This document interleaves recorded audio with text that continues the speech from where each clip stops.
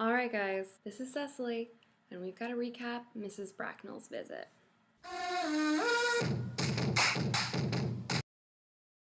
Mrs. Bracknell is like Emily Gilmore meets Lady Violet from Downton Abbey meets some other stone cold bitch. In addition to being Gwendolyn's aunt, Mrs. Bracknell is also really good friends with Algernon's mom.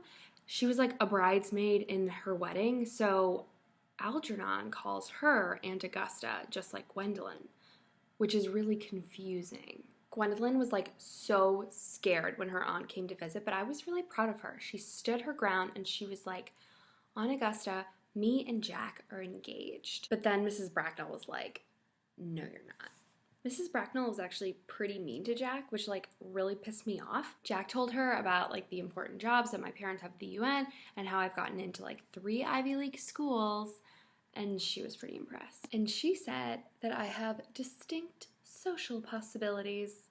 She also said that Algernon and I were the perfect match, which like, tell me something I don't know. But then like Jack stepped in and said, they're not the perfect match. And he went on to absolutely forbid us to be together, which like, Jack, you're not my dad. Like, get out of my life. Mrs. Bracknell was pretty unaffected by his speech though, because she said that we should just get like married as soon as possible, like skipping over the whole promise ring thing. And I was like, whoa, I am in high school. That is not happening. That is disgusting. Jack reminded her that I was still in high school, which apparently she didn't grasp from the fact that I haven't started college yet.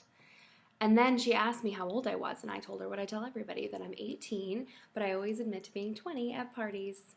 But before Mrs. Bracknell could compliment me on my totally witty response, Jack jumped in and was like, she's not getting her trust fund until she's 35. Which, like, yeah, my parents changed the age that I get my trust fund after they caught me trying to buy front row Beyonce tickets with the money that they gave me for room and board for my summer internship.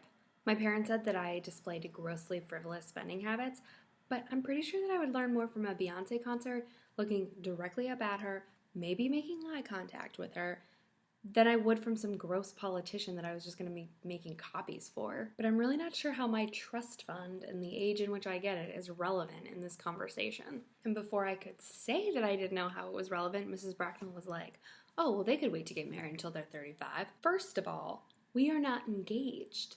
Second of all, married at 35? What am I, a spinster? But once again, before I could speak up for myself, Jack was like, agree to let Gwendolyn and I get married, and I'll get her parents to change the age that she gets her trust fund.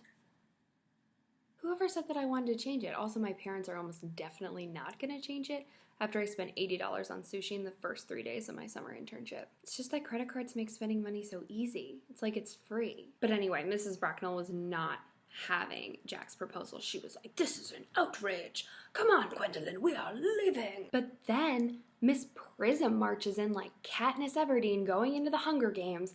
And you guys, Mrs. Bracknell knows her. Apparently, Miss Prism, Mrs. Bracknell, and Algernon's mom were all in the same sorority together. And they were like friends in it. So Miss Prism was all, this boy is the kindest, most decent individual in the entire world. So get your nose out of the air, Bracknell, and remember that you're from no great place either, and you did pretty well for yourself. It was amazing.